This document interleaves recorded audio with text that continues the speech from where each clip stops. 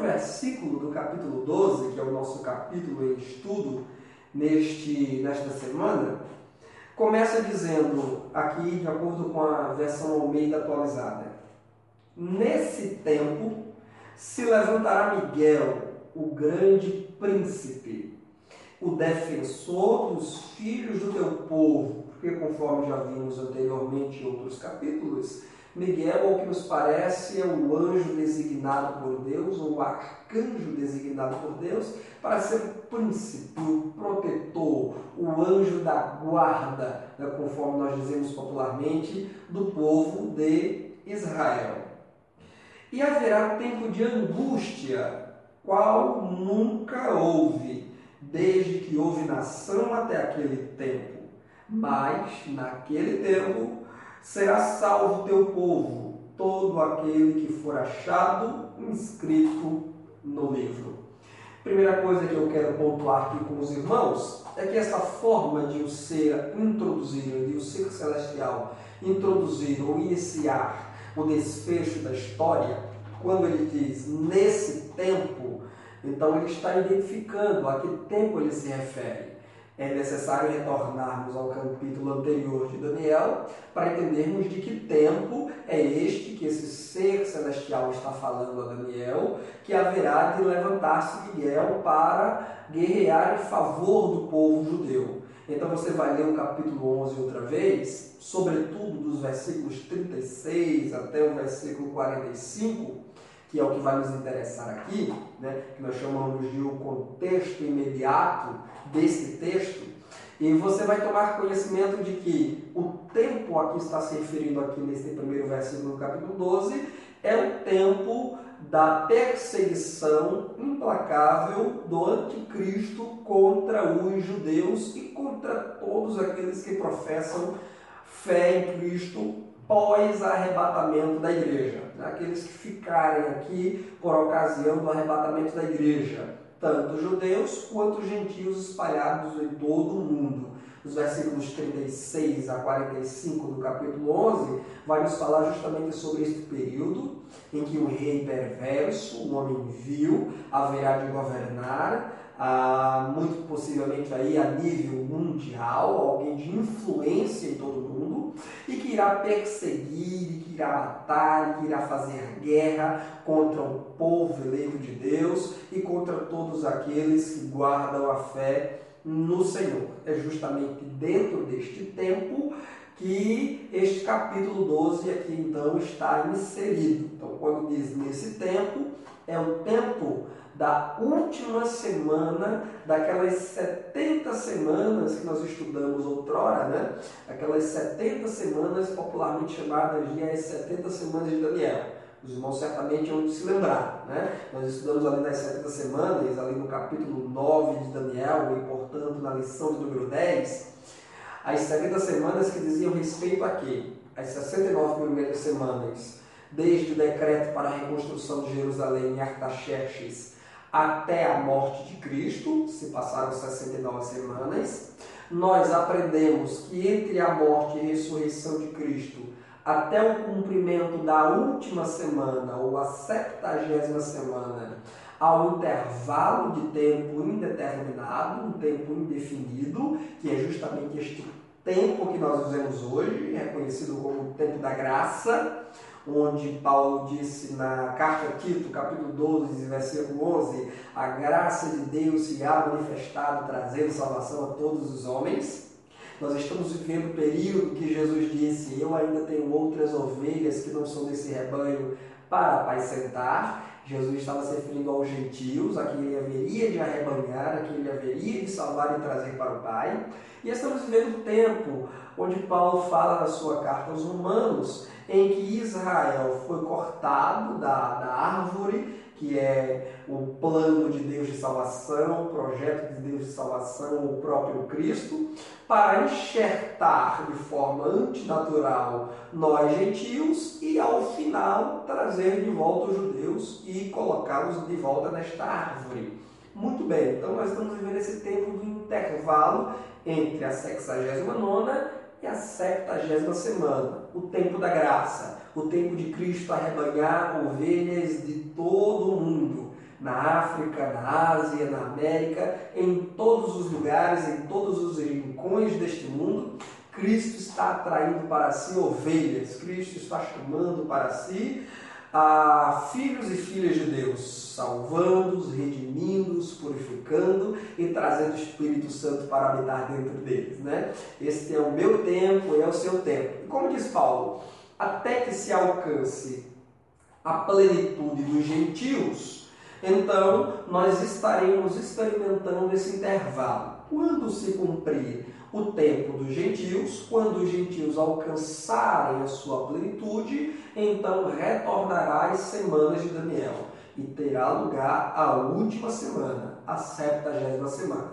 que conforme já estudamos e vimos muito bem, será justamente a última semana, equivalente aos últimos 7 anos do período pós-arrebatamento da igreja, o período em que Cristo terá retirado dessa terra os seus santos, os seus salvos em todo o mundo, o período em que o anticristo haverá de governar no mundo, o período em que o anticristo fará uma aliança de 7 anos com os judeus, mas irá quebrar esta aliança ao meio desses 7 anos, portanto, a partir dos 3 anos e meio últimos desta semana, o anticristo irá, conforme existam os capítulos 7, conforme existam os capítulos 12 e 13 de Apocalipse, e conforme existam o capítulo 2 de segunda carta aos Tessalonicenses, e ainda conforme existe o capítulo 24 do Evangelho de Mateus, sermão aquele proferido pelo próprio Cristo, que encaixa muito bem com o 7º capítulo de Daniel e com esses últimos, que é justamente o período da grande tribulação, o período em que o anticristo irá perseguir ferrenha, brutal e impiedosamente os judeus. Ele irá se colocar na posição de Deus, ele exigirá o culto como se fosse um Deus, e aqui parece-nos uma contradição, porque o anticristo é aquele que se opõe a Cristo e coloca-se no lugar de Cristo. Ao momento em que ele se opõe a Cristo, ao momento em que ele se opõe à Bíblia Sagrada e ao momento em que ele se opõe a Deus, parece-nos que contraditoriamente ele se autodenominará o Cristo, ungido, o enviado. Ele se autodenominará Deus e ele exigirá para si culto e adoração. E nós já vimos aqui de forma bastante vasta que muitos irão se dobrar, irão se encurvar diante deste anticristo, irão prestar culto a ele, irão venerá-lo como um Deus, porque se você for lá para o capítulo 13 de Apocalipse, onde fala sobre a besta que emergiu do mar, que é uma mesma descrição dos atos perversos do pequeno chifre registrado lá em Daniel, no capítulo 7, portanto fazendo menção ao mesmo personagem histórico que é o anticristo, você vai ver ali que ele vai operar sinais prodigiosos. Ele será tomado por um poder satânico para operar falsos milagres à vista dos homens e conquistá-los para si.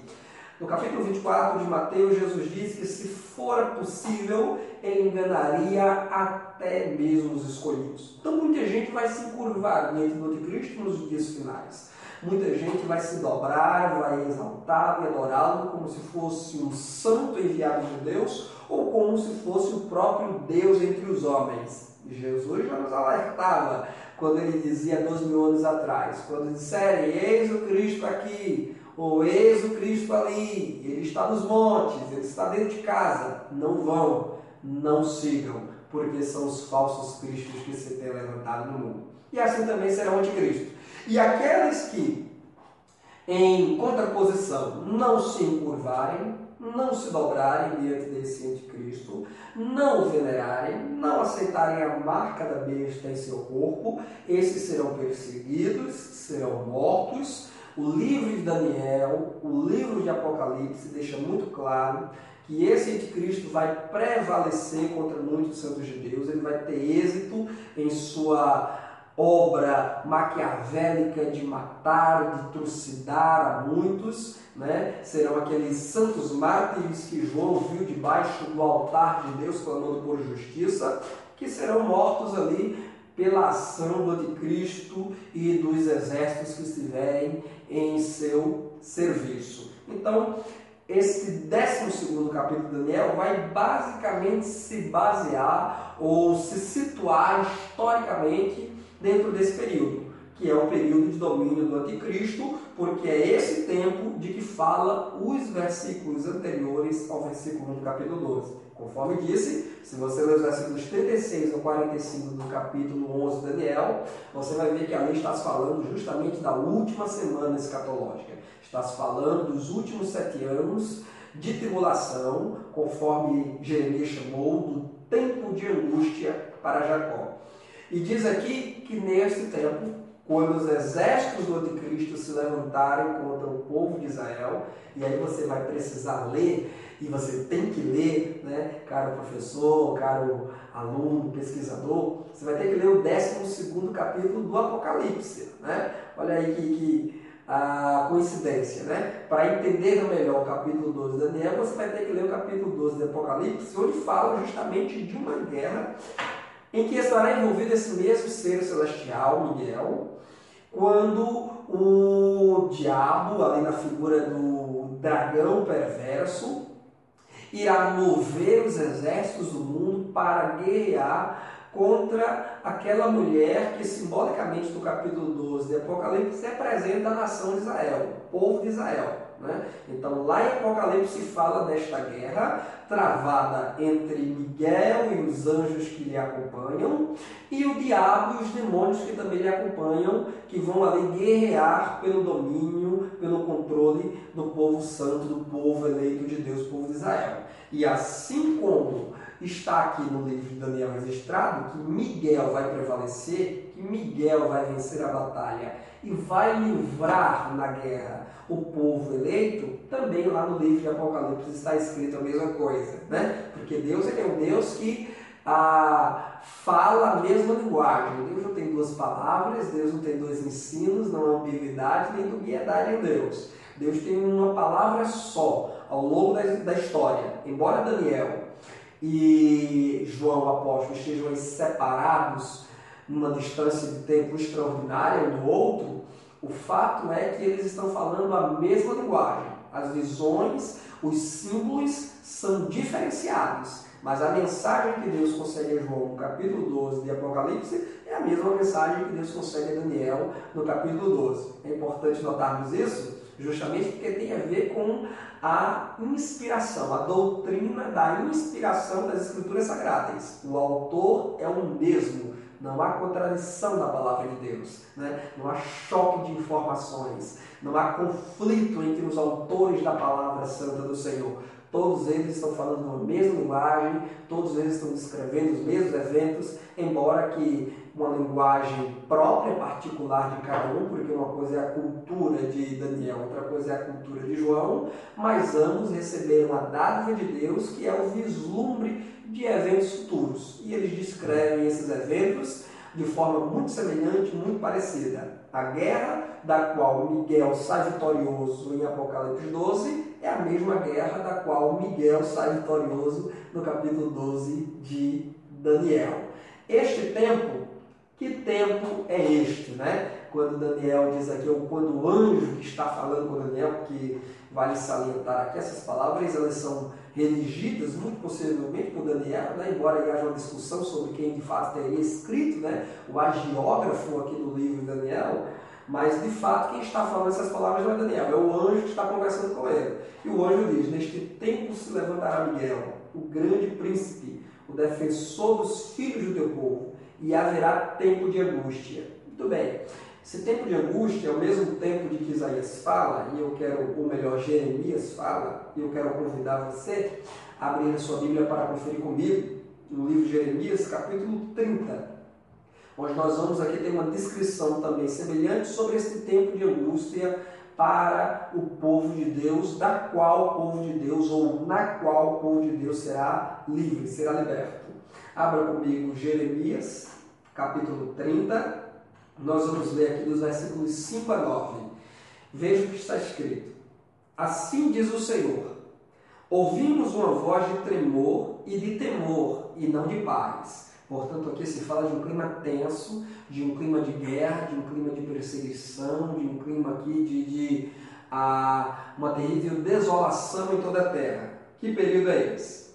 Perguntai, pois, e vede se acaso um homem tem dores de parto.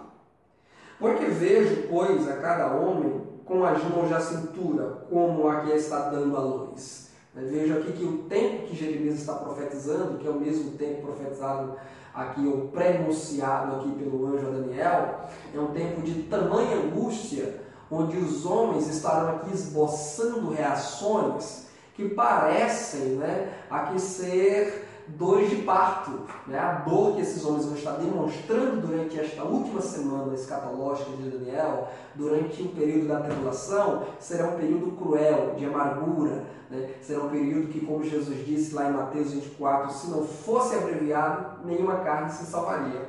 Mas veja ainda como continua. E por que se tornaram pálidos todos os rostos? Então o sangue aqui ele vai descer para as pernas, será um momento de pânico, de pavor, de medo, de angústia, este período de domínio do anticristo. O versículo 7 diz: Ah, que grande é aquele dia, e não há outro semelhante. Veja a mesma palavra que o anjo disse a Daniel, É tempo de angústia para Jacó, ele, porém, será livre dela. Naquele dia, diz o Senhor dos Exércitos, eu quebrarei o jugo de sobre o teu pescoço e quebrarei os teus canzis, e nunca mais estrangeiros farão escravo este povo. E o versículo 9 eu encerro. Que servirá o Senhor seu Deus, como também a Davi, seu rei, que lhe levantarei. Então veja aqui que Deus, através de Jeremias, um profeta aí contemporâneo de Daniel, embora ele tenha sido já um homem adulto, quando profetizava, quando Daniel ainda era um garotinho, mas eram contemporâneos e conterrâneos. E Jeremias recebeu de Deus essa revelação, porque ele diz aqui, assim diz o Senhor. Então é o Senhor quem está falando pela boca de Jeremias, o mesmo Senhor que enviou um anjo para trazer a palavra de revelação a Daniel. Diz aqui que haverá um tempo de angústia para Jacó. Jacó aqui é apenas uma representação de todos os judeus, de todo o povo do Senhor. Tempo de angústia este tal qual nunca houve na história. Que tempo é esse? É certamente o tempo da grande tribulação, o tempo de domínio do anticristo, o último rei que haverá de governar o mundo antes de Cristo retornar visível e glorioso com a igreja para estabelecer o seu reino milenar. E diz aqui que Deus, através de seu anjo, ele haverá de livrar, o capítulo 12 de Daniel diz que Deus enviará Miguel para guerrear e vencer e livrar o povo de Deus da aflição. Está confirmado isso aqui quando diz que ele, porém, ou o Senhor, porém, livrará Israel dessa angústia. Israel vai padecer angústia, mas não vai morrer nela, não vai perecer nela. Certamente Israel enfrentará uma grande baixa. A Bíblia deixa claro que muitos irão morrer, que muitos irão padecer pelas mãos do anticristo, mas não será completamente aniquilado. Abatidos, mas não destruídos, conforme dizia Paulo. Então os judeus, e não só os judeus, porque vale lembrar que a última semana de Daniel, vale lembrar que o período da grande tribulação, vale lembrar que o período de domínio do anticristo não será um período apenas de influência sobre Israel, será um período de amargura para todo mundo, com todo mundo. Haverá ali as taças da ira de Deus, as trombetas da ira de Deus, será um tempo de ira de Deus, manifesta sobre todo mundo, especialmente sobre os judeus que rejeitaram Cristo Senhor, Filho do Deus vivo encarnado, Emmanuel, Deus conosco, mas também será um tempo de julgamento e punição sobre todas as demais nações do mundo. E o que é interessante é que o versículo 9 aqui de Jeremias 30 diz que Israel, uma vez liberto do poderio do anticristo, servirá ao Senhor seu Deus, porque se cumprirá ali aquelas palavras que Zacarias disse, que quando ele viesse glorificado, Jesus viesse glorificado, e os judeus contemplariam as feridas em suas mãos, lhe perguntariam: que feridas são essas em tuas mãos? E ele responderá: são as feridas com que fui ferido na casa dos meus amigos. Israel certamente provará de um grande e autêntico avivamento espiritual, de uma conversão em massa. Paulo escreve nos Romanos, diz que todo Israel será salvo. Eu já disse isso para vocês em estudos anteriores e repito. Todo Israel não significa exatamente que todos os habitantes de Israel absolutamente provarão a salvação. Mas todo Israel ali tem a ver com a salvação em massa, com a conversão maciça de judeus que reconhecerão o homem das mãos furadas como sendo o Messias esperado há tanto tempo pelos judeus que ainda não se converteram. Né? Então será esse tempo aqui, em que eles se converterão e servirão ao Senhor seu Deus, e a quem? A Davi, seu rei, que lhe levantarei. É claro aqui que Davi, este rei que o Senhor irá levantar, não é exatamente o Davi, né, pai de Salomão, que já descansa no Senhor. Davi aqui faz referência a um descendente legítimo, a um rei legítimo da descendência de Davi. E quem é esse? Senão aquele que foi aclamado, né, quando entrou montado em um jumentinho virgem em Jerusalém, sua entrada triunfal, cumprindo, portanto, a profecia de Zacarias, e que foi aclamado pelas multidões como sendo o filho de Davi, né? Eles diziam: Hosana, Hosana nas alturas, bendito que vem em nome do Senhor, bendito filho de Davi, bendito nosso rei. E Jesus, não uma nem duas vezes, mas várias vezes, Jesus foi aclamado durante o seu ministério terreno como filho de Davi. Vejam os cegos, né? Exemplo de Bartimeu, que clamava, né? Feito um louco no meio da rua, a tal ponto de os próprios discípulos de Jesus tentarem cercear o seu direito de clamar, tentarem fazê-lo calar. Quais eram as palavras de Bartimeu? Jesus, filho de Davi, tem misericórdia de mim. Essa expressão filho de Davi revela justamente o caráter messiânico de Jesus Cristo. Revela a sua legítima raiz ali na linhagem de Davi, né? E ele não é só descendente de Davi, conforme diz as Escrituras Sagradas, ele é a própria raiz de Davi. Ele disse: antes que Abraão existisse, eu sou. Né? Mas ali em termos humanos falando, Jesus ele é um descendente legítimo de Davi. E como descendente legítimo de Davi, ele cumpre aqui cabalmente todos os requisitos para ser um legítimo rei. Então, quando diz aqui o versículo 9 de 30 de Jeremias, que os judeus convertidos servirão ao Senhor e a Davi, rei a quem o Senhor haverá de levantar, não é que Davi voltará a governar em algum momento da história, embora muitas pessoas defendam assim, mas faz uma referência a um descendente legítimo de Davi, alguém que é da descendência de Davi, e Jesus Cristo é esse descendente. Talvez essa é uma das razões porque Cristo tem encarnado, né?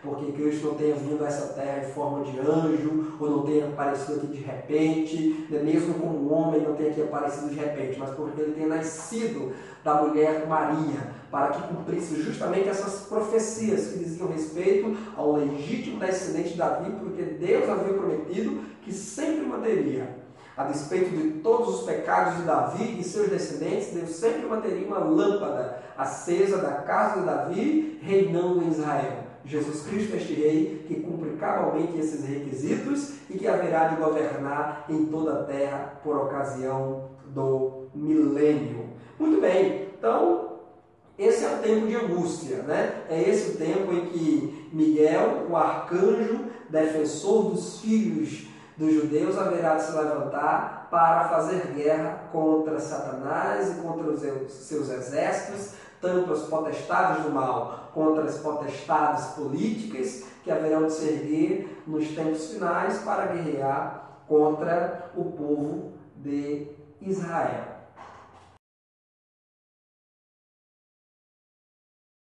Uma primeira informação aqui importante, meus irmãos, a trazermos, é que o tema ressurreição no Antigo Testamento, ela não é bem trabalhada, ela não é uma doutrina clara, explícita e de forma recorrente no Antigo Testamento. Não é. Nós vamos ver, evidentemente, aqui algumas referências muito pontuais, muito isoladas, tanto no livro dos Salmos, então nos cânticos, nas composições ou nas orações que estão ali registrados nos Salmos, como em alguns livros proféticos ou poéticos, como é o caso de Jó. Então diz aqui que muitos que dormem no pó da terra ressuscitarão, uns para a vida e outros para a vergonha e horror eterno.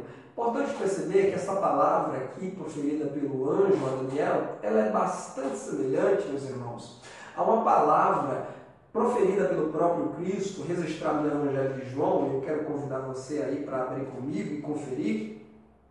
No Evangelho de João, capítulo 5, versículos 28 e 29, quando Jesus também falava aqui de assuntos escatológicos, né, ele vai dizer aqui, olha, João 5, 28 e 29.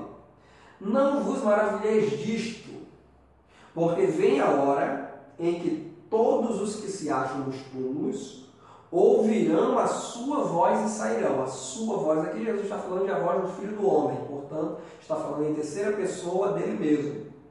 Os que tiverem feito bem, para a ressurreição da vida.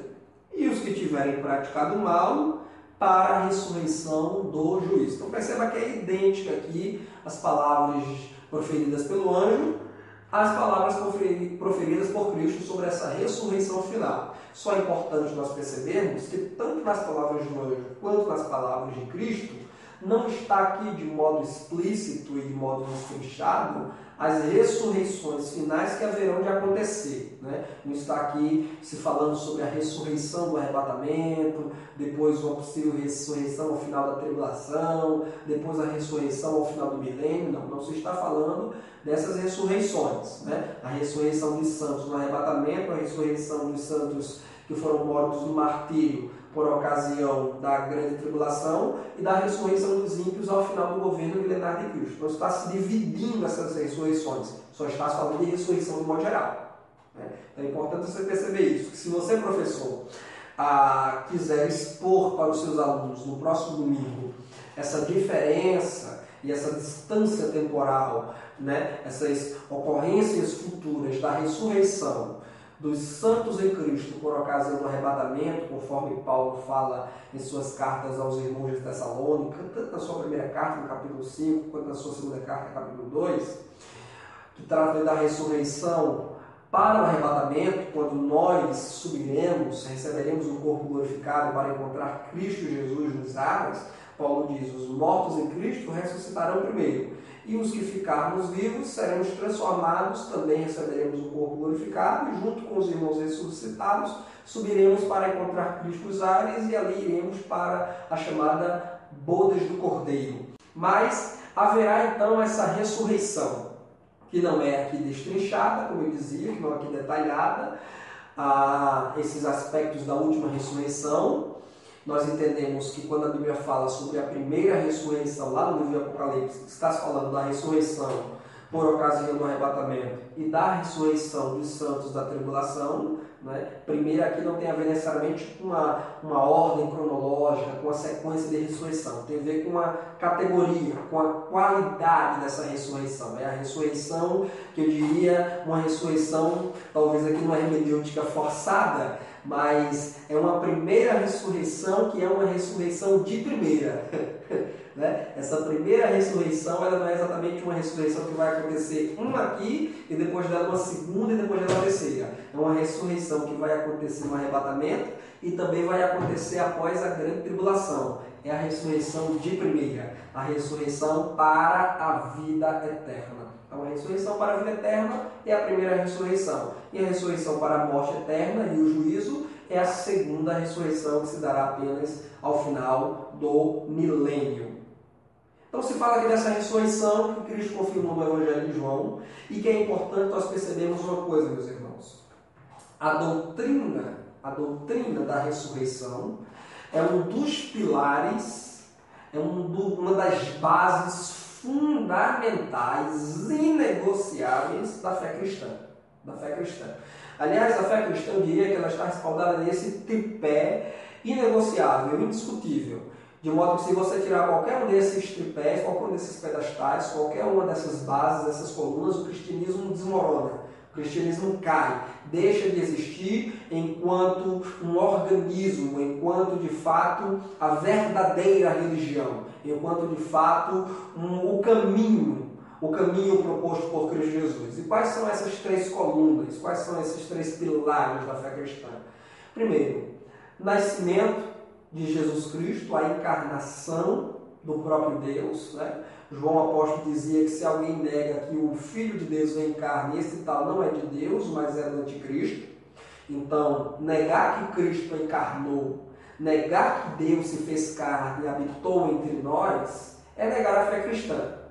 Segundo, a morte vicária de Cristo Jesus, a morte salvífica de Cristo Jesus. Quando Cristo está na cruz do Calvário e dá aquele brado, está consumado, a palavra ali pronunciada, muito provavelmente em grego, significa está pago, está quitado. Jesus estava fazendo referência então ao pagamento da nossa dívida, conforme Paulo escreveu aos Colossenses, né? A dívida, a cédula de morte que nos era contrária, Cristo rasgou, Cristo apregou na cruz, expôs os nossos inimigos, prevaleceu contra eles, ele riscou, né? Não diz que ele rasgou, diz que ele riscou a cédula de morte que era contra nós e cravou-a na cruz. Então é justamente nesse episódio que Paulo está falando, do triunfo de Cristo para nos trazer a salvação. Quando Cristo ele cumpre em seu corpo a justiça de Deus e nos reconcilia por meio de seu sangue com o Pai. Então, no nascimento, Cristo encarna o Filho eterno de Deus, que é tão eterno quanto o Pai eterno, que é tão eterno quanto o Espírito Santo eterno. O Filho de Deus ele não nasce na concepção, o Filho de Deus ele não nasce no nascimento propriamente dito. O Filho de Deus ele sempre existiu junto com o Pai, ele disse antes que Abraão existisse eu sou, mas ele encarna, ele toma forma humana, conforme Paulo escreveu aos Filipenses, né? Dizendo que ele mesmo sendo achado em forma de Deus, não teve por ser igual a Deus algo a que devia aferrar-se, apegar-se. Antes aniquilou-se, esvaziou-se a si mesmo e tomou a forma de servo. E sendo achado em forma de servo, foi obediente ao Pai até a morte e morte de cruz. Então, nascimento ou encarnação do Filho de Deus. Segundo, a morte salvífica de Cristo. E terceiro, que era uma mensagem que estava presente na boca dos santos apóstolos de Cristo Jesus,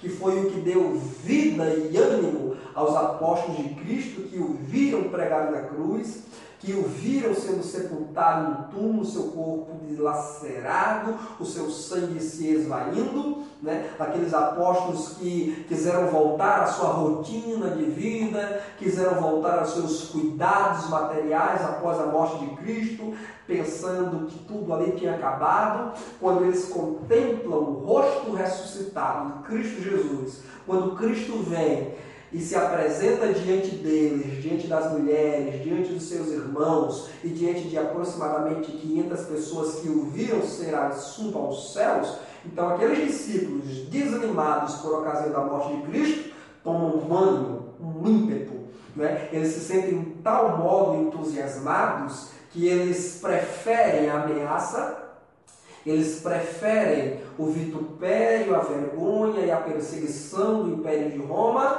do que negar a fé em Cristo. Aliás, o que persuade, né, o que convence terminantemente os apóstolos do Senhor e todos os seus demais discípulos a levarem avante a mensagem de Cristo, a irem ao mundo inteiro disseminando a mensagem maravilhosa do Evangelho, que levou Paulo a sair dos quintais de Israel para o mundo, pregoando aos gentios a poderosa mensagem da ressurreição de Cristo, que confundiu os gregos, não é? Porque os gregos, quando ouviram Paulo pregando Cristo e a ressurreição, pensaram que Paulo estava anunciando outro Deus, né? Estavam pregando ali que a ressurreição era uma espécie de uma deusa, porque os gregos eles eram por demais politeístas, né? No Areópago, no panteão dos gregos, existiam ali deuses para todos os gostos. Então, quando eles ouviram Paulo pregando, disseram: que é esse tagarela que está aí a anunciar novidades sobre outros deuses? Porque Paulo pregava a Jesus e a ressurreição. O tema ressurreição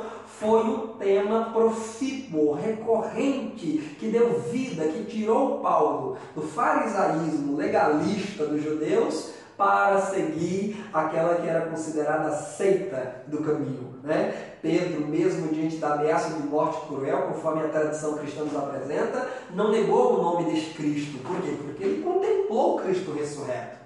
Paulo, mesmo diante da ameaça da espada de Nero, que haveria de degolar o seu pescoço e decepar-lhe a cabeça, não negou esta mensagem, mesmo sendo apedrejado, mesmo sendo vituperado, como Paulo foi.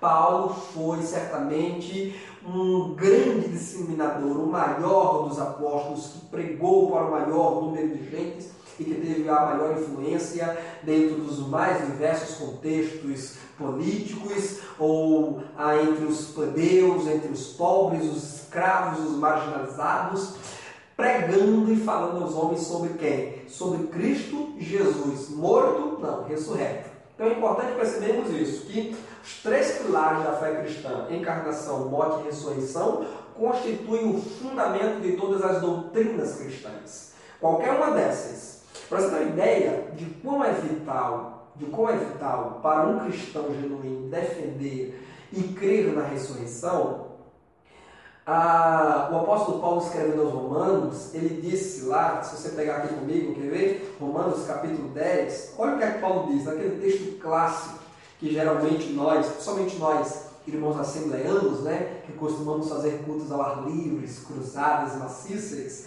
nós sempre fazemos menção desse texto aqui de Romanos 10, 9, quando Paulo diz aqui, quando Paulo apresenta a condição que eu chamo de a condição sine qua non para a salvação.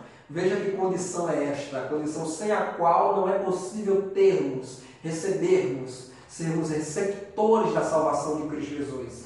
Romanos 10, 9, Paulo diz assim aos irmãos gentios de Roma: se com a tua boca confessares Jesus como Senhor, e em teu coração creres que Deus o ressuscitou dentre os mortos, aí Paulo diz, serás salvo. Então é importante observarmos aqui, meus irmãos, que a ressurreição, que é o assunto do versículo 2 do capítulo 12 de Daniel, que embora não tenha sido tratada tão vasta, tão largamente no Antigo Testamento, ela já é nos apresentada de forma muito mais clara, não é um escopo doutrinário, é todo um esboço aqui sobre a doutrina de salvação, desde os evangelhos, desde as palavras de Jesus, desde o fato inconfundível da ressurreição do próprio Cristo, passando ali pelos ensinos dos apóstolos do livro histórico do Novo Testamento, livro de Atos, até as cartas aí do apóstolo Paulo, do apóstolo Pedro, do apóstolo João, e também o livro da Revelação, que é o Apocalipse, nós vimos que a doutrina da ressurreição ela é inconfundível e inegável. E é uma condição imprescindível, porque Paulo diz, com a sua boca você precisa confessar que Jesus Cristo é Senhor, né? Que Ele é Senhor, que Ele é o Kyrios de Deus, que Ele é o Senhor estabelecido, Rei de Reis e Senhor dos Senhores. E em seu coração você precisa crer, né? Porque infelizmente muitos mestres, até doutores da teologia neste mundo hoje, né? Sobretudo aí teólogos de linha liberal, já não creem na ressurreição, já não defendem a ressurreição. São os modernos saduceus, que defendem simplesmente que a vida é boa para se viver agora, hoje já, mas que depois da morte nada mais nos resta senão o banimento e o esquecimento e a aniquilação. Mas para Paulo não, Paulo diz que você tem que crer que Deus ressuscitou a Cristo dentre os mortos, aí você será salvo. E aí lá no capítulo 15 da carta de Paulo aos Coríntios, meus irmãos, vocês têm um capítulo que você, professor, tem que ler. E você, aluno, estudante que está assistindo esse vídeo, você também tem que ler, né? É um capítulo imprescindível do Novo Testamento, onde há ali uma verdadeira defesa, uma apologética, uma defesa inteligente, racional, não racionalista, né? Mas racional, coerente, da doutrina da ressurreição. O capítulo 15 da primeira carta de Paulo aos Coríntios. Né? Paulo chega ali a deixar claro, quer ver se você pegar aí comigo, olha, deixa eu só ler aqui um versículo só para ilustrar o que a gente está dizendo. Escrevendo aos Coríntios, olha o que é que Paulo diz aqui. Você vai ler o capítulo todo, porque só se fala disso, né? Capítulo 15 aqui só se fala da ressurreição como a bendita esperança, a ressurreição de Cristo, como a bendita esperança para a nossa ressurreição futura. Né? Paulo chega a dizer o seguinte, no versículo 17, 18 e 19, que ali em Corinto, na igreja de Corinto, infelizmente em tão pouco tempo, havia se levantado alguns falsos mestres que se diziam serem convertidos, mas muito possivelmente herdando a herança dos saduceus, que era um grupo, uma facção religiosa ali da época de Jesus, que não acreditava na ressurreição, né? não acreditava na ressurreição final dos mortos. Os saduceus como os latinos eles pregavam o famoso carpe diem, aproveite o dia, aproveite o hoje, coma, beba, divirta-se, né? Sirva a Deus com responsabilidade hoje, agora, desfrute o melhor de Deus hoje, agora, mas fique ciente que quando você morrer, tudo acabou-se, tudo passou-se, nada mais resta, não há vida eterna, não há ressurreição. Então parece-me que essa herança dos saduceus, ela estava aqui influenciando, através de alguns falsos mestres, os irmãos de Corinto. Aí Paulo escreve esta carta, e especialmente esse 15º capítulo, para explicar de forma racional, de forma coerente, de forma teológica e inteligente, que a crença na ressurreição de Cristo Jesus e dos salvos, ela é uma crença que de fato está respaldada na palavra de Deus, está respaldada na fé em Cristo, de modo que sem ela tudo está perdido. Aí veja os versículos 17 a 19, o que é que Paulo diz. Se Cristo não ressuscitou, é vã nossa fé, e ainda permaneceis nos nossos pecados. E ainda mais, os que dormiram em Cristo pereceram. Se a nossa esperança em Cristo se limita apenas a esta vida, somos os mais miseráveis de todos os homens. Então eu até anotei aqui, né, que negar a ressurreição de Cristo, ou que negar a ressurreição é negar que Cristo ressuscitou. Negar a ressurreição é negar o testemunho dos apóstolos. E negar a ressurreição é negar o Evangelho, é negar a vida eterna, é negar a obra salvífica operada por Deus. Por quê? Porque quando você nega a ressurreição de Jesus Cristo, né, você está negando todo o restante. Não tem essa história de dizer, não, eu creio em Cristo, eu creio que Ele é o Verbo encarnado, que Ele é o Filho de Deus encarnado, eu creio na morte salvífica de Cristo, mas apenas não creio na ressurreição dele. Aí eu já não creio. Eu creio que Ele morreu em meu lugar para perdoar os meus pecados, mas não creio na ressurreição. Essa opção o Evangelho não me oferece. Essa opção de crer na encarnação e na morte vicária, mas não crer na ressurreição, o Evangelho não lhe oferece. Você precisa crer em tudo. Eu já lhes apresentei a condição sine qua non para a salvação de Romanos 10, 9. Né? Paulo disse, crês em teu coração que Deus o ressuscitou dentre os mortos. Por quê? Porque com a encarnação, Cristo se faz semelhante a nós, para provar a morte como um homem, para receber em seu corpo a punição que era para nós, pelas suas pisaduras, conforme diz Isaías 53, nós somos sarados. Na morte de Cristo, Ele cumpre a justiça de Deus, pela qual a justiça para a punição dos pecados foi impetrada em Cristo e a justiça para a salvação é impetrada em nós. Cristo recebe a punição, nós somos justificados. Cristo é afastado do Pai, quando Ele grita Eloi, Eloi, lama sabachthani, e nós somos reconciliados. Cristo é morto, nós recebemos vida. Agora, quando Deus ressuscita Cristo dos mortos, qual é o propósito? É confirmar que a obra operada por Cristo na cruz do Calvário é uma obra eficaz, é uma obra que teve efeito pleno. Deus se agradou, é o Pai dizendo, eu aceitei o sacrifício do meu Filho para a remissão dos pecados de todos os que a Ele se achegarem. E porque eu aceitei o seu sacrifício, irei retirá-lo do túmulo. O livro de Salmo já dizia, né, tem um salmo profético, se você pegar comigo aí, creio que é o Salmo de número 16, deixe-me só conferir aqui com certeza, que já prenunciava a ressurreição de Cristo Jesus. Isso mesmo, Salmo de número 16, versículo 10, né, o verso 10, é um salmo profético que aponta para a ressurreição de Cristo. Quando o salmista Davi já dizia assim, pois não deixarás a minha alma na morte, nem permitirás que o teu santo, você vai perceber que a versão Almeida atualizada pelo menos santo está com S maiúsculo, porque santo aqui não é uma referência a Davi, mas é uma referência ao santo de Deus Cristo, a Jesus Cristo, né? Não permitirás que o teu santo veja a corrupção. A corrupção aqui não é a corrupção moral, não é a corrupção social, não é a corrupção política, é a corrupção do corpo, é a degradação. Então, profeticamente, Davi está dizendo aqui que o Filho de Deus, que haverá de ser morto, haverá de ressuscitar. Ele não vai provar a decomposição do corpo. Ele não vai provar a morte eterna ali dentro do túmulo. Ele não vai apodrecer ali, ele não vai cheirar mal ali como Lázaro cheirou mal a partir do 4º dia. Né? Ele vai ressuscitar. E de fato ele ressuscitou. Então a ressurreição, a ressurreição de Cristo, ela é tanto mencionada no Antigo Testamento quanto pelos evangelistas e largamente apregoada pelos apóstolos do Senhor. Então, meus irmãos, não dá para negar a ressurreição. Agora, o que é interessante é que Paulo diz que a ressurreição de Cristo, você vai voltar lá para Coríntios capítulo 15,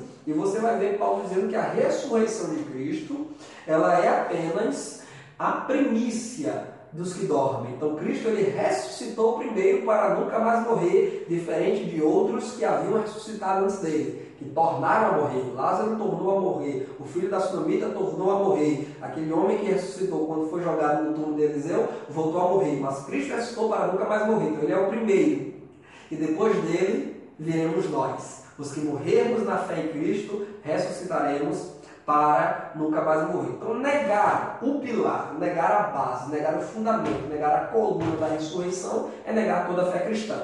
É negar a Bíblia, é negar o Evangelho, é negar o testemunho dos apóstolos. Eu vou dizer aqui sem medo de errar, para desgosto dos liberais, para desgosto dos amigos do Evangelho, né, que se simpatizam com os ensinos de Cristo, que se simpatizam com as bondades de Cristo, mas que não se simpatizam com a sua ressurreição, porque acham que isso é uma loucura, né, que isto é uma viagem da cabeça de gente doida. Eu vou dizer para você que negar a ressurreição de Cristo é ser um ateu. Não vou dizer nem que é ser quase um ateu, é ser um ateu. Negar, não há aqui meio termo, meu irmão. Não há aqui mas não dá para negociar, não dá para aceitar isso, não aceitar aquilo. Não dá. Negar a ressurreição de Jesus Cristo é negar a ressurreição final dos mortos do Senhor e é negar os evangelhos, os apóstolos. E, portanto, se você nega os evangelhos, os apóstolos, se você nega o próprio Cristo, você está negando aquele de quem a Bíblia é o centro, de quem a Bíblia é o foco, porque a Bíblia toda ela aponta para uma única pessoa, Jesus Cristo. Os patriarcas, os profetas, os apóstolos, os que vieram antes e depois de Cristo, todos eles apontam única e exclusivamente para o protagonista da história, Jesus Cristo, o Senhor da glória, o Cordeiro de Deus. Então, se você negar a ressurreição, meu irmão, você está negando tudo. E se você nega Cristo e a Bíblia Sagrada, qual é a referência?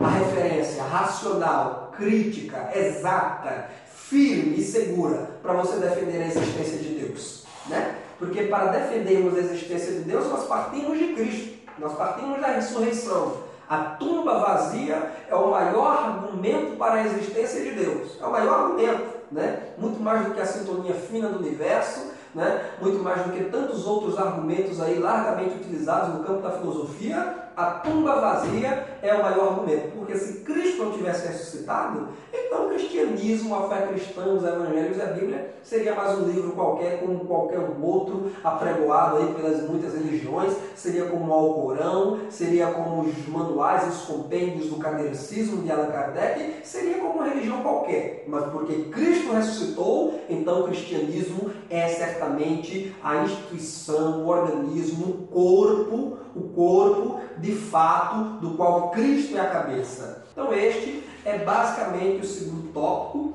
da nossa lição, né, que nos fala aí sobre a ressurreição e a vida eterna. Lembrando, então, somente que haverá ressurreição, conforme diz o próprio livro de Daniel, e conforme nós comparamos com o texto de João 5, palavras proferidas pelo próprio Cristo, que haverá os que ressuscitarão para a vida eterna e haverá os que ressuscitarão para a vergonha e o horror eterno, né? É importante percebermos isso aqui, que após a vida, após a morte, a vida não acaba, né? As coisas não se acabam por aqui. E é bom termos cuidado, é bom darmos direitinho na presença do Senhor, porque haverá ressurreição para a vida eterna, mas também haverá ressurreição para o horror eterno, para a perdição eterna. É disso que Jesus falava, que inclusive muita gente desconhece nas páginas do Novo Testamento, porque infelizmente estão acostumados com Jesus apenas de amor, mas não conhecem o Jesus que pregou o arrependimento, que pregou a justiça de Deus, que pregou a renúncia, porque Jesus também já falava sobre os horrores do inferno, né? Veja quando Jesus Jesus ele falou muito mais sobre os horrores do inferno do que sobre as belezas do céu, né? É importante nós percebermos isso, que Jesus ele falou muito mais sobre o lago que arde em fogo e enxofre onde os ímpios, onde os que permanecem, que persistem na prática do pecado serão lançados, do que no céu. São duas realidades inequívocas, e que estão ali nas páginas dos evangelhos. E Jesus já dizia: não temam aqueles que podem matar o corpo, mas nada mais fazem. Temei antes aquele que depois de matar o corpo pode fazer perecer a alma no inferno.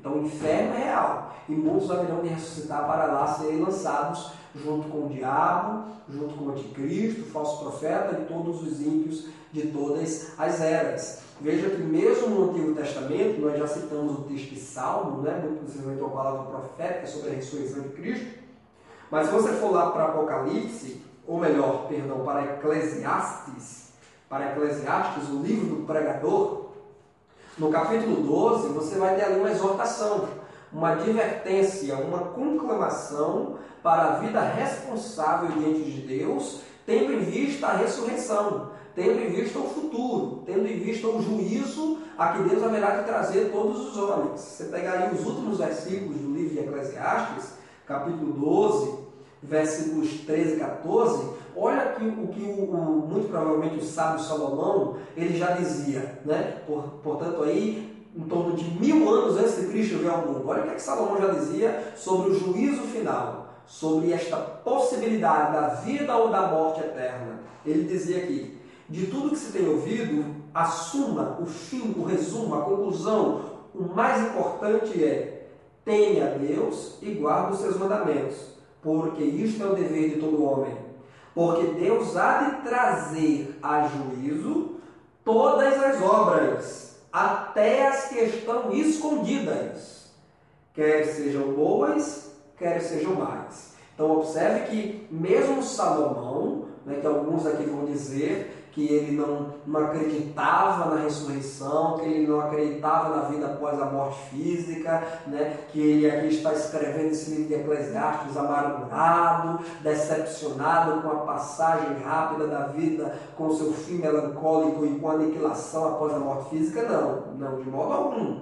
De modo algum, é preciso lermos Eclesiastes como um todo, porque o desfecho de Eclesiastes é Salomão dizendo: teme a Deus, anda nos seus caminhos. Esses últimos conselhos aqui são conselhos voltados especialmente para os jovens, embora sirva para todas as faixas etárias.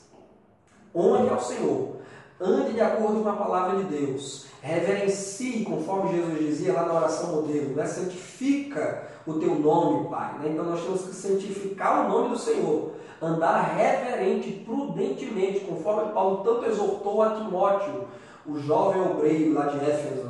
Paulo dizia: foge das paixões da mocidade, cumpre o teu ministério como evangelista, larga as paixões mundanas, a impiedade, a injustiça, as cobiças, as prostituições, abandona as cobiças mundanas, segue a fé, a piedade, a mansidão, segue o caminho daqueles que temem a Deus e que invocam o seu nome. Por quê? Porque nós haveremos de nos levantar no final dos tempos para prestarmos conta diante de Deus. Então o anjo, lá para Daniel, ele já falava sobre esses eventos futuros, sobre essas ressurreições finais que haverão de acontecer. Os que dormirem no Senhor não precisam se preocupar e temer a nada, mas aqueles que hoje vivem segundo o pecado precisam se preocupar, porque a ressurreição dos pecadores persistentes será uma ressurreição para o juízo e morte eterna. E após a morte não há perdão, após a morte não há cura, após a morte não há salvação. Embora existam aí os universalistas que defendam que mesmo os ímpios e até mesmo o diabo será regenerado no final da história, porque o universalismo prega que a bondade, o amor, a misericórdia de Deus e a obra salvífica de Cristo na cruz é para todos os homens de forma eficaz. Então todos os homens, mesmo aqueles que morreram no pecado, eles irão pagar pelos seus pecados por um determinado tempo, mas não serão banidos eternamente da presença de Deus. Cristo, em algum momento da história, irá perdoá-los, irá trazê-los para a vida eterna, inclusive o próprio Satanás. Veja que absurdo, que inescrúpulo é pregado pelo universalismo, tão defendido pelos teólogos liberais. não é o que a Bíblia defende. A Bíblia deixa muito claro, veja aqui, vamos voltar para Daniel, né? Veja como é que o anjo diz para Daniel de forma inequívoca. O anjo diz assim, olha, uns para a vida eterna e outros, ele está fazendo aqui uma oposição, e outros para a vergonha e horror eterno. Eterno. O anticristo, a besta que será lançada do lago de fogo, conforme Apocalipse 13, diz lá também que ele padecerá do inferno eternamente. E aqui está dito que muitos estarão para a vergonha e horror eterno. Não é um prazo determinado. Não é para 1000 anos e depois acabou, cumpriu o purgatório. Não. É eterno. Eterno. Os que morrerem sem Cristo, sem provarem da salvação do Senhor, perecerão eternamente, amargarão eternamente o banimento da presença de Deus para nunca mais serem lembrados. É o que está escrito em Apocalipse e que é chamado de a segunda morte, é o banimento eterno da presença de Deus. Tenhamos cuidado, meus irmãos, tenhamos cuidado, não brinquemos, porque nunca sabemos quando a morte poderá chegar a nós. E é bom que estejamos preparados hoje e agora para a grande volta de nosso Senhor Jesus Cristo. Porque ainda que Ele não volte hoje, a morte pode nos alcançar hoje. E se a morte nos alcançar antes do arrebatamento, temos que estar preparados para que a morte não seja para nós mais que um descortinar da vida eterna com Cristo Jesus. Porque se morrermos com Cristo, conforme diz Paulo, com Ele também ressuscitaremos. Então a ressurreição é um tema bastante abrangente nas Escrituras Sagradas e que é parcialmente aqui abordado em Daniel de forma mais profunda ainda que parcial, né? Mas de forma mais profunda que no restante de todo o Antigo Testamento.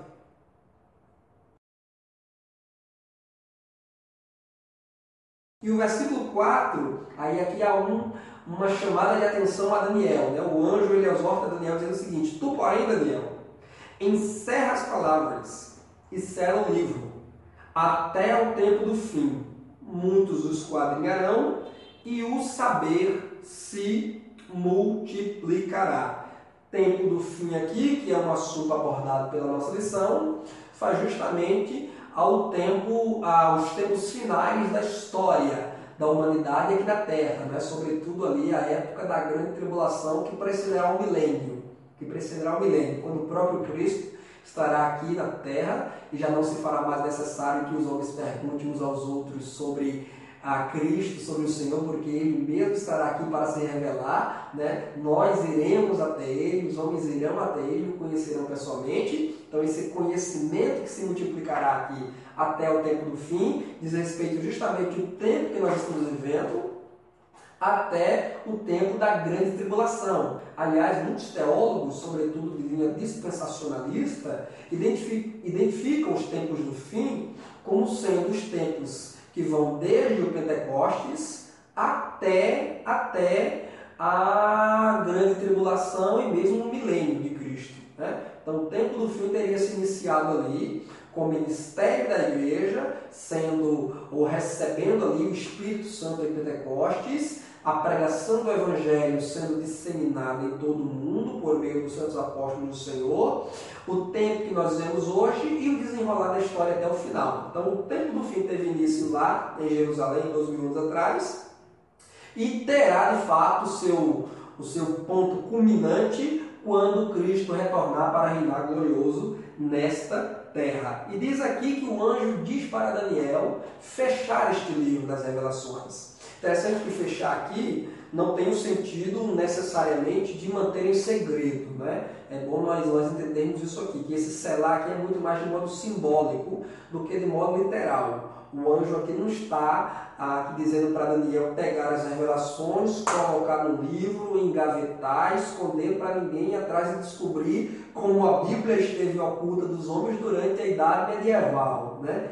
E a Igreja Católica fez todas aqueles atos de corrupção, de mentira, né? Aquela verdadeira bandidagem da fé, conforme a história registra, a venda de indulgências, aquele domínio, né, em todo mundo com base na corrupção, na mentira e no engano, justamente por quê? Porque privou o mundo da Bíblia Sagrada, né? Além de ser muito custoso produzir Bíblia naquela época, porque não existia ainda a imprensa, senão apenas ali no tempo da grande reforma protestante, mas antes disso não havia imprensa, as cópias eram muito caras, a Igreja Católica ainda não disponibilizava isso ao povo, por entender que o povo leigo não tinha capacidade de ler e entender a Bíblia, confinou a Bíblia Sagrada aos monastérios para que apenas os clérigos, os bispos, os padres tivessem acesso, lessem e interpretassem para o povo, e aí viveu o mundo, né, aquela idade que historicamente é conhecida como a Idade das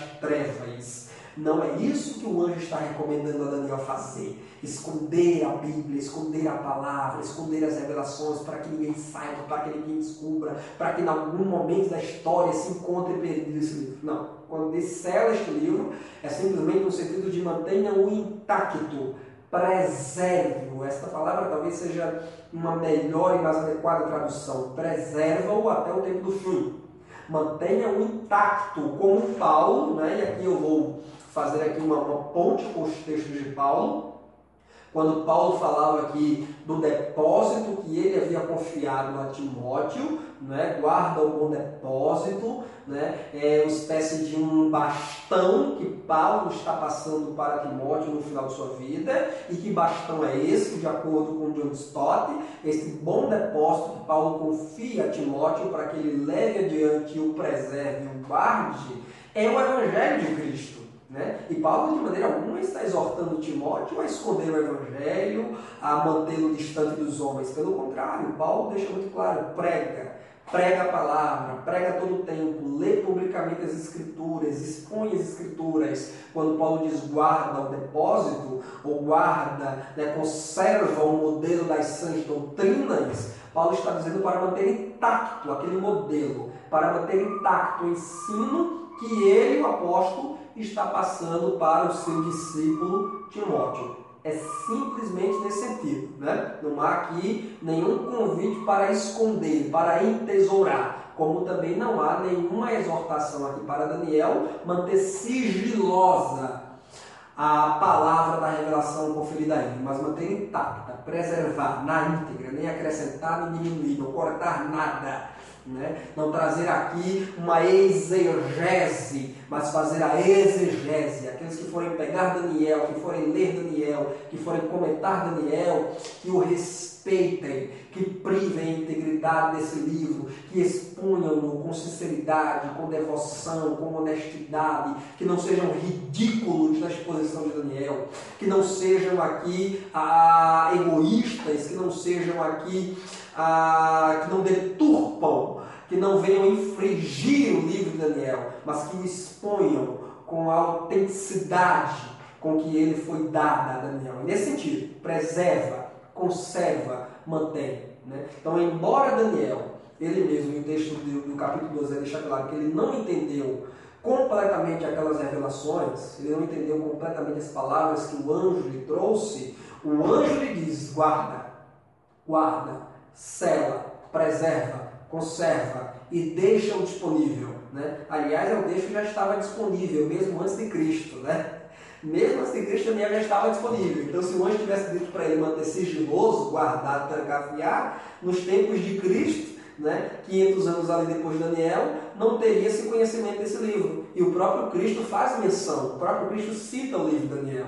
Então, deixa claro aqui que a ordem do anjo é para preservar a integridade do livro, não necessariamente ocultá-lo, não necessariamente escondê-lo. E embora Daniel não tivesse compreendido na íntegra todas aquelas visões que ele recebeu, que muito lhe inquietavam e atormentavam, o anjo diz que muitos esquadrinharão essas revelações. Muitos irão ler Daniel, muitos irão ler as revelações de Daniel, né? E o saber, ou a ciência, conforme diz Almeida Corrigida, se multiplicará. Né? O pastor aqui, Helena Cabral, no comentário da lição, ele faz aqui um adendo, uma informação aqui nesse ponto: a ciência se multiplicará. Aí tem um parágrafo aqui que você já leu, né? Onde ele diz: por isso a multiplicação da ciência refere-se ao aumento do conhecimento sobre o conteúdo expresso da profecia de Daniel, Aí ele acrescenta enfaticamente, não tendo relação alguma com o avanço da ciência formal. Eu só penso que eu não preciso ser tão taxativo quanto o pastor Helena Cabral aqui está sendo, né? Porque ele diz aqui, ele dissocia completamente a informação de que a ciência ou o saber se multiplicará da noção de que essa palavra tem a ver com a ciência formal, com a tecnologia, com o desenvolvimento científico, sobretudo no nosso tempo, na nossa era, né? Para o pastor Helena Cabral e para outros comentaristas bíblicos, esse texto não tem nada a ver com o avanço científico secular, com o conhecimento secular, com a ciência tecnológica, não tem nada a ver. Tem a ver com o conhecimento bíblico, conhecimento teológico, com o saber ou com a iluminação dada por Deus sobre o significado da passagem bíblica.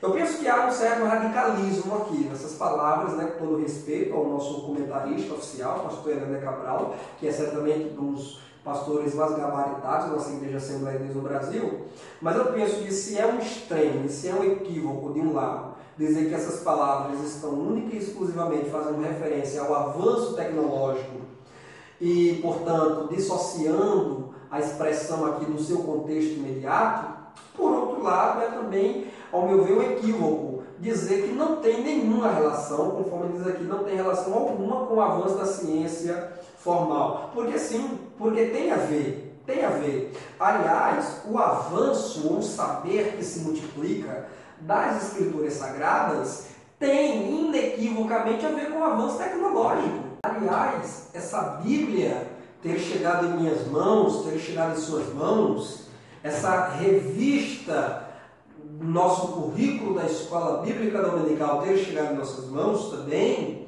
deve-se, em grande parte, ao avanço da ciência, ao avanço tecnológico.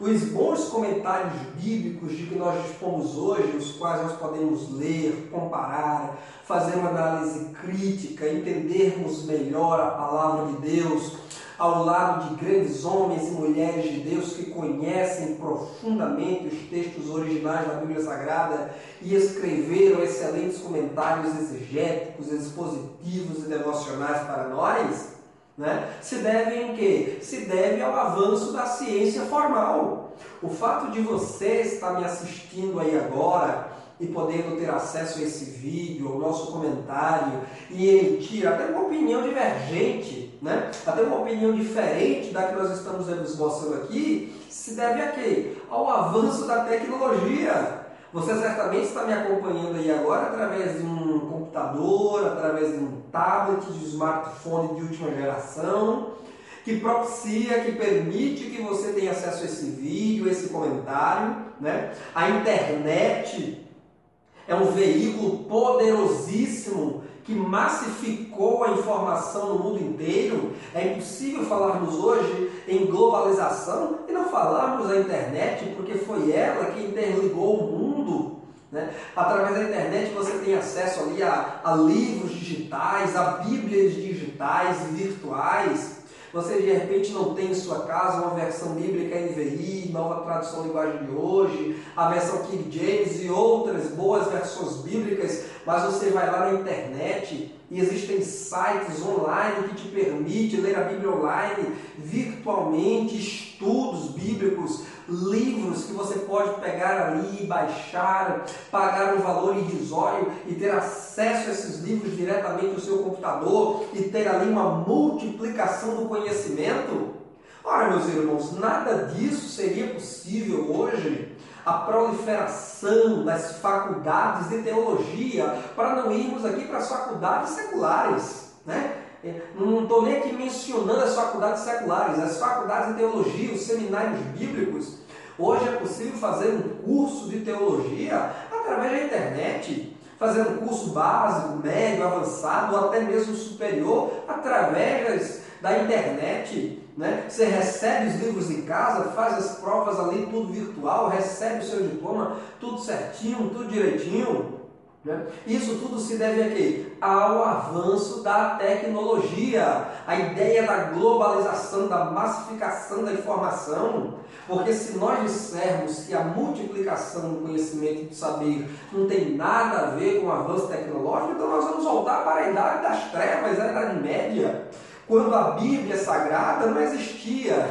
prontinha, assim acabadinha, meio editada, né? As sociedades bíblicas do mundo permitiram essa divulgação maciça da Bíblia Sagrada, mas se formos lá para os dias anteriores a Lutero, os dias anteriores a Gutenberg, inventor da imprensa, nós não tínhamos as Bíblias como nós temos hoje, Bíblias de estudo, Bíblia para criança, para adolescente, para o jovem, para a mulher, para o papai, para a mamãe, para o sogro, para a sogra, Bíblia para todo mundo nós temos hoje. Bíblias de estudo das mais diversas, das versões mais variadas. E tudo isso se deve a quê, meus irmãos? Né? Você hoje tem Bíblias com excelentes versões, né? Versões como a Almeida atualizada, versões como a NVI, que são possíveis tão somente em razão dos avanços em que? Na área das ciências linguísticas, na área das ciências arqueológicas, né? Quanta informação nós temos hoje, nós possuímos hoje, que irmãos nossos na fé de 100 anos atrás não possuíam. Irmãos nossos de 200 atrás, irmãos da Reforma Protestante e os reformados não possuíam. Por quê? Porque a ciência avançou, novas descobertas foram feitas, tanto na história quanto na arqueologia, inclusive informações que confirmaram a precisão e a exatidão da historicidade das narrativas bíblicas, inclusive das narrativas de Daniel. Então, não dá para negar, não dá para dissociar. Eu entendo que talvez aqui haja um zelo extremado pela exegese bíblica, pelo ler a Bíblia e deixar que ela fale por si só o nosso coração, em vez de trazermos nós informações equivocadas para dentro do texto bíblico. Mas eu penso que esse zelo extremado não cabe aqui neste texto de Daniel. Quando o anjo diz que muitos o esquadriarão, estão se referindo às passagens, ao livro, às revelações dadas a Daniel. Mas quando o anjo diz e o saber se multiplicará, aqui, meu irmão, é de modo geral. Aqui é de modo geral, é o saber no campo da matemática, é o saber no campo da história, é o saber no campo da arqueologia, é o saber no campo da linguística, é o saber no campo da teologia, é a ciência de modo geral se proliferando e permitindo um maior e melhor e mais acurado conhecimento da Bíblia Sagrada. Né? Então, com todo o respeito que tenho ao pastor Elinay Cabral e a todos os irmãos, os demais comentadores, né, que postaram seus vídeos, que postaram seus comentários escritos na internet, mas eu não posso concordar de modo algum que essa passagem não tenha, como o pastor Elinay Cabral disse aqui, eu enfatizo, né, não tenha relação, ele diz aqui, não tenha relação alguma com o avanço da ciência formal, porque tem. Porque tem. Você só está me assistindo agora, só tem acesso a esse comentário,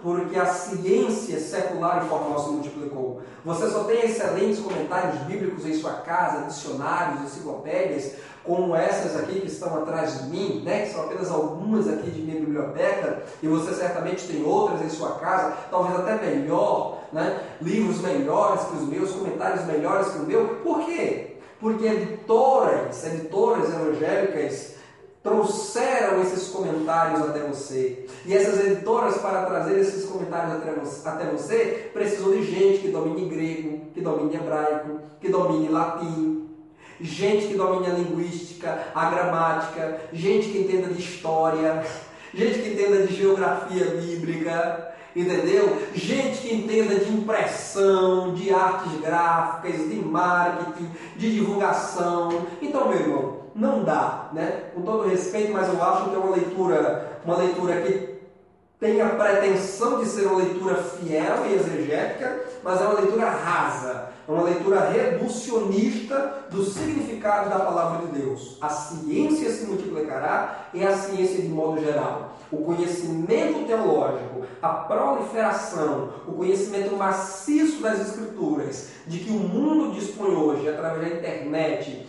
através dos aparelhos digitais eletrônicos, através dos livros que são distribuídos aos milhares pelas editoras bíblicas em todo o mundo, só é possível em razão do avanço da ciência. Né? Tudo começou lá com Gutenberg, a invenção da imprensa, lá no final da Idade Média. E de lá para cá, todas essas impressões, essas publicações se tornaram cada vez mais rápidas, cada vez mais velozes, cada vez mais precisas, né? E aqui há uma questão mercadológica, que evidentemente eu não quero entrar no mérito da questão. O fato é que o conhecimento se multiplicou em todas as áreas, o que permitiu que a palavra de Deus chegasse e continue chegando hoje às diversas línguas em todo o mundo. Né? Os índios estão lendo a Bíblia em sua língua. Né? As comunidades tribais, ribeirinhas, as comunidades perdidas lá da Ásia, comunidades africanas, né? Gente perdida lá na Antártida, no meio do gelo, né? Está recebendo a Bíblia, a palavra de Deus em sua língua.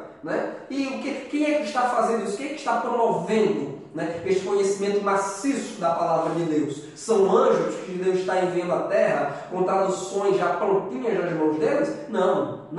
Né? Quem é enganjado aqui na área das traduções bíblicas sabe quão árduo, né? Uma versão bíblica como a NVI, por exemplo, né, levou décadas para poder ficar pronta, acabada, chegar até nós e ainda assim, eventualmente, ter a necessidade de passar por atualizações.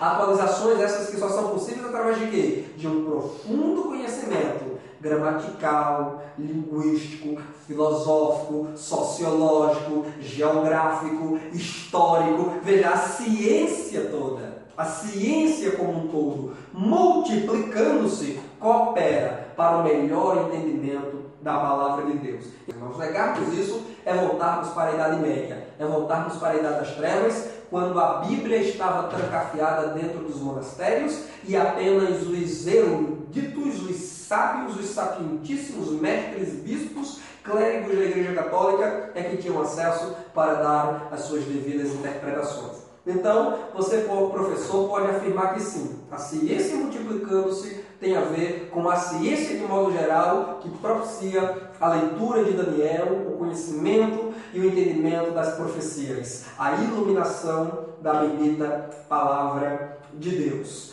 Daniel ele não compreendeu tudo. Inclusive tem aqui uma frase que eu quero compartilhar com vocês, do Charles Pfeiffer, que é o autor do dicionário bíblico Wycliffe e do comentário bíblico Moody. E lá no comentário bíblico Moody, Pfeiffer traz uma frase interessante sobre essa não compreensão, sobre esse não entendimento de Daniel, de todas as palavras e todas as revelações que ele recebeu aqui. Né? Porque foram revelações várias que o inquietaram, que lhe perturbaram, algumas delas fizeram Daniel adoecer, e essa última aqui, mais especificamente, estamos trabalhando desde o capítulo 10, muita coisa foi dita, muitos detalhes foram proferidos, mas Daniel não entendeu tudo absolutamente. Né? E aí o Pfeiffer ele diz algo interessante que eu quero compartilhar aqui com você. Ele diz: não pode haver um especialista em profecias até que elas se transformem em história. Então, mesmo Daniel, tendo um profundo, íntimo relacionamento com Deus, conforme já vimos isso de forma muito larga, muito bem estudada nos seus anteriores, um homem de devoção, um homem de oração, um homem de uma comunhão ímpar com Deus, mas mesmo com tanta devoção, com tanta oração, com tanto esmero no estudo da palavra de Deus, nós vamos aí ver Daniel lendo os profetas, exemplo do profeta Jeremias, como ele mesmo cita, apesar de todo o seu estudo, de todo o seu esmero, de toda a sua devoção e de toda a iluminação que os céus lhe propiciam, ele não entende tudo absolutamente, porque muito daquilo que Daniel vê e ouve diz respeito não a ele e ao seu tempo, mas a um tempo longínquo, a um tempo que vai além dele, a um tempo distante dele. Né? Então Deus ele concede muita coisa a Daniel, não pensando exatamente em Daniel, mas em mim e em você. Né? Deus revelou muita coisa a Daniel para que hoje você e eu tivéssemos acesso aos textos dele, pudéssemos ler e compreender melhor, ter uma iluminação ainda melhor e maior do que aquela que Daniel teve em seu tempo. Né? Porque você vai ler Daniel e aí você vai compreender um pouco melhor Daniel quando você lê as palavras proféticas de Jesus nos Evangelhos, mas tem muita coisa que você não vai entender nas palavras proféticas de Jesus nos Evangelhos, aí vai precisar ler as epístolas para poder entender, especialmente os textos escatológicos de Paulo, de Pedro, de João, mas tem muitas coisas aí nas cartas dos apóstolos que você não vai entender, aí você vai precisar ler o Apocalipse, a última revelação inspirada de Deus dada por um servo seu, a João, quando estava desertado em Patmos, para poder entender essas revelações anteriores. E ainda assim, mesmo tendo de cor salteado os 66 livros da Bíblia em toda a sua cabeça, ainda vai ter muita coisa, obviamente, que você não vai entender. Né? Porque o conhecimento de Deus é vastíssimo. O salmista já dizia: tal ciência é grandiosa que eu não alcanço de tão alta. Então o conhecimento de Deus é largo, é vasto, é extenso, extenso, é muita coisa para se ler, para se esquadrinhar, para se conhecer, mas o conhecimento vai se multiplicar, muita gente vai se voltar à palavra de Deus, né? O próprio Deus disse que haverá dias em que ele enviará fome em toda a terra, mas não fome de pão, mas fome da palavra, né? Haverão despertamentos espirituais, avivamentos espirituais, em que Deus trará de volta o povo para a palavra nesses últimos dias, conforme registram lá o livro de Joel e os textos históricos de Atos dos Apóstolos, né? Quando Pedro reivindica ali as profecias de Joel e diz que o Espírito haverá de ser derramado, trazendo dons, trazendo luz, trazendo conhecimento nos últimos dias. Então Daniel ele não era um exímio intérprete de profecias. Daniel ele não era um especialista em interpretação de profecias, porque, como disse Pfeiffer, muitas dessas profecias só serão plenamente compreendidas quando elas acontecerem, quando elas se cumprirem, quando elas tiverem a realização concreta na história. E, para terminar, Daniel não obteve as respostas exatas que ele esperava, né? Porque Daniel esperava, né, uma resposta exata, uma iluminação clara, evidente, explícita, do que significavam aquelas palavras de revelação que o anjo estava lhe trazendo.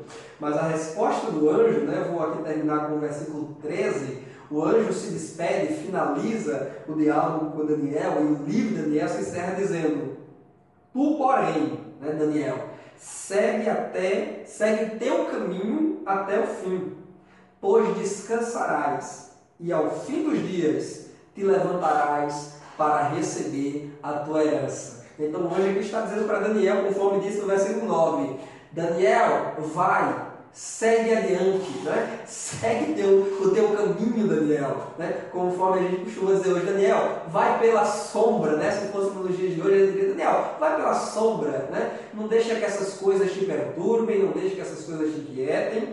A revelação não diz respeito ao teu tempo, mas ao tempo do fim, né? Essas palavras estão sendo dadas a você porque você é um homem muito amado no céu, está sendo privilegiado ao receber revelações de Deus, mas fique tranquilo, Daniel.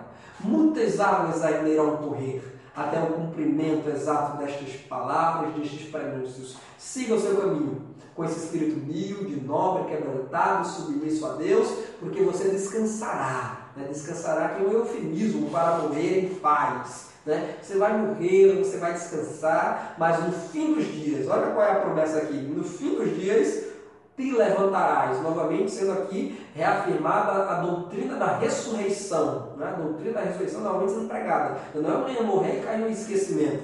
Daniel não ia morrer e a sua memória será apagada, extinta da história. Não, Daniel ia morrer, mas há um tempo em que ele se levantará para receber a sua herança. Lembra-me muito aqui as palavras de despedida de Paulo ao jovem líder, ao jovem obreiro da igreja em Éfeso, Timóteo, né? Quando Paulo disse: combati o bom combate, completei a carreira, guardei a fé, desde já me é confiada a coroa da justiça, a qual o Senhor me dará, e não só a mim, mas a todos quantos amam a tua vida. Né? A segunda carta de Paulo a Timóteo é fabulosa, é linda. Se você puder ler, leia no preparo da sua aula para domingo, porque a despedida de Paulo para Timóteo é semelhante a essa despedida do anjo para Daniel, né? Porque Paulo também está passando o bastão para Timóteo. Paulo também está dizendo: olha, Timóteo, guarda o bom depósito, né? Assim como o anjo disse para Daniel, né? Sela, guarda o livro ou as profecias, as palavras da profecia, né? E vai, Timóteo, segue, não te embaraça com os negócios desta vida, né? Larga as paixões da mocidade, deixa para os fúteis as futilidades, né? Cumpre o teu ministério de evangelista, lê a Bíblia publicamente, ensina, exorta, em todo o tempo mantém-te firme na doutrina, persevera nessas coisas, né? Então as palavras de Paulo, inspiradoras, estimulantes, são muito semelhantes às palavras deste anjo. Vou encerrar, meus irmãos, esse nosso comentário com um texto de 1 Coríntios 15, que nós já mencionamos aqui vastamente, que eu acho que tem tudo a ver, esse último versículo de 1 Coríntios 15 tem tudo a ver com esse último versículo de Daniel, né? Esse, quando o anjo diz: vai, segue até o fim, descansarás, ressuscitarás para receber a tua herança, tem a ver com esse versículo aqui, quando Paulo diz assim, olha, aos irmãos de Corinto: portanto, meus amados irmãos, sede firmes, inabaláveis e sempre abundantes na obra do Senhor, sabendo que no Senhor o vosso trabalho não é vão. E não é vão por quê, meus irmãos? Não é vão porque nós haveremos de ressuscitar. Não é vão porque a coroa da justiça nos está reservada. Não é vão porque os Salmos 127 diz que aquele que semeia com lágrima colherá com alegria. O que leva a preciosa semente, andando e chorando, voltará com alegria, trazendo consigo os seus molhos. Não é vão porque Jesus Cristo disse, e está registrado no Evangelho de João capítulo 11, se alguém crê em mim, ainda que morra, viverá. Esta foi uma promessa feita a Daniel no capítulo 12. E esta é uma promessa que Deus renova para mim e para você. E eu acho que não temos forma melhor de encerrarmos esse ano, né? Aí onde estaremos atravessando de um ano para o outro, né? Novidades certamente virão. Talvez alguns de nós não iremos continuar trabalhando com escola dominical, porque há geralmente aquele rodízio, né, de cargos nas igrejas a partir de janeiro. Mas o fato é que nós devemos continuar firmes, abundantes, ativos na obra de Deus, servindo ao Senhor conforme o Salmo 100, verso 2 nos diz, servindo com alegria ao Senhor, né? Porque certamente, meu irmão, o seu trabalho, agora eu quero me dirigir a você superintendente, a você professor, o seu trabalho no Senhor não é vão. Assim como Daniel receberá a sua recompensa na ressurreição dos justos, você também, se não desfalecer, receberá a sua recompensa. Permaneça firme em Deus, permaneça dedicado, entusiasmado, alegre, servindo ao Senhor de todo o seu coração. Lembra-se lá do versículo que citei no início. Se alguém me servir, disse Jesus, meu Pai o honrará. Sirva Jesus de todo o seu coração. Sirva Jesus em todos os dias que Ele lhe considera aqui na terra. Porque certamente, em breve, toda a nossa lida nesta terra findará. Todo o nosso trabalho esmerado cessará. E ressuscitaremos os que morrermos, né? Se morrermos, ressuscitaremos. Se não morrermos, como disse Paulo, né? Seremos transformados, ainda vivos, e receberemos um corpo glorificado para estar eternamente com o Senhor. Deus te abençoe, caro professor, caro aluno. Um final de ano maravilhoso para você. Que no próximo domingo o Espírito Santo fale melhor aos nossos corações. Fiquemos firmes na esperança, porque o Deus que falou a Daniel é o Deus a quem nós servimos. Profecias se cumpriram, profecias se cumprem, então outras tantas também se cumprirão ao seu determinado tempo. Não cabe a nós, como disse Jesus, sabermos os tempos que Deus reservou para o seu próprio conhecimento, mas cabe a nós seguirmos firmes como Daniel, até o final, para recebermos a nossa herança. Um grande abraço e até a próxima lição, se Deus assim nos permitir.